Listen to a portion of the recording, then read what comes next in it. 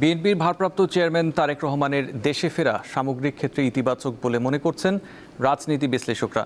তবে বহুমুখী রাজনৈতিক ধারা ও আমলাতান্ত্রিক জটিলতা কাটিয়ে সবাইকে সাথে নিয়ে দেশ পরিচালনা তার জন্য হবে বড় চ্যালেঞ্জ।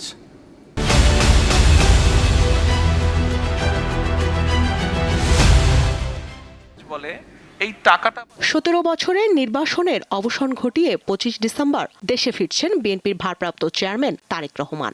দলের ভারপ্রাপ্ত চেয়ারম্যানকে বরণ করে নিতে স্মরণকালের সর্বোচ্চ গণজমায়েতের প্রস্তুতি নিচ্ছে বিএনপি।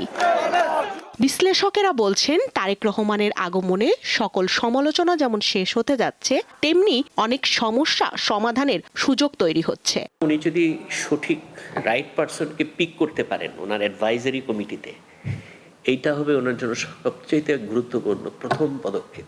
ঘুরে ফিরে যদি আবারও সেই তোষামতকারীকে ওনার কাছে নেন, এতে ওনার ভুলের পরিমাণ বাড়বে।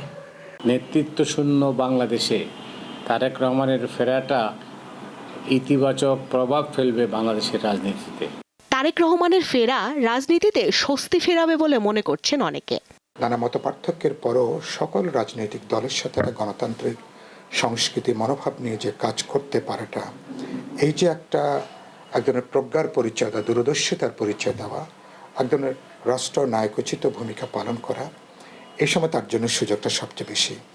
তিনি যদি এই সুযোগটা কাজে লাগাতে পারেন, আগামী 5-10 বছর তিনি হয়তো ইতিহাসের বাংলাদেশের রাজনৈতিক উত্তরণের তিনি হয়তো প্রধান ব্যক্তি হিসেবে তিনি চিহ্নিত হতে পারেন।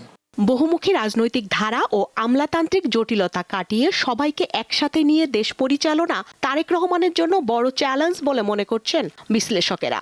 আমলাতন্ত্র, সামরিক বাহিনী, মানে যারা আসলে এই রাষ্ট্রের ক্ষমতার ভিত ধরে রাখে আর কি, হ্যাঁ, আবার এইগুলোর মধ্যে নানান রকম স্বার্থ, ব্যক্তি স্বার্থ, গোষ্ঠী স্বার্থ, তাই না? তো এই যে ভয়াবহ চিত্র যেটা, এইটাকে যদি উনি একই সুধে গাঁথতে না পারেন তাহলে ডিফিকাল্ট। বিএনপি একটা চ্যালেঞ্জ, তার ভিতরে নেতৃত্বের মধ্যে কুন্দল, অনিয়ম। 2 নম্বর হচ্ছে জাতীয় রাজনীতিতে দেশটা দুভাগে বিভক্ত এখন। এই বিভক্ত সমাজে তিনি কোন দিকে যাবেন, কি করবেন, কোন সিদ্ধান্তটা সঠিক হবে, কোনটা বেঠিক হবে, এটার উপর নির্ভর করতেছে তার অনেকখানি বা তার সাফল্যের অনেকখানি দিক।